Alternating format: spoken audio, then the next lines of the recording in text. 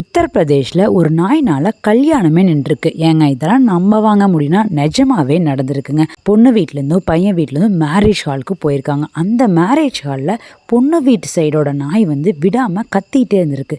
என்னடா இது இப்படி கத்திக்கிட்டே இருக்குது அப்படின்னு சொல்லி பையன் வீட்டிலேருந்து ஒருத்தர் அந்த நாயை அடிச்சிட்டாரு.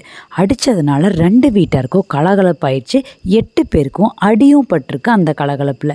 இதை பார்த்த பெண் என்ன சொல்லிட்டாங்கன்னா, ஏங்க இந்த மாதிரிலாம் சண்டை போடுறீங்களே, இந்த வீட்டில் போய் யாராச்சும் கல்யாணம் பண்ணுவாங்களா? எனக்கு இந்த கல்யாணமே வேண்டாம் அப்படின்னு அந்த கல்யாணத்தை நிறுத்திட்டாங்க. இதில் இன்னொரு ட்விஸ்ட் என்னென்னு பார்த்தீங்கன்னா, அவங்க 2 பேருமே லவ் பண்ணி கல்யாணம் பண்ணிக்க போகிறதா இருந்துச்சு. பட் அந்த கல்யாணம் அந்த நாயினால் ஸ்டாப் ஆயிடுச்சு. இப்படியெல்லாமாடா கல்யாணம் ஸ்டாப் ஆகுது அப்படின்னு ஆச்சரியமாகவே இருந்துச்சு. அதே சமயம் பயமாகவும் இருந்துச்சு.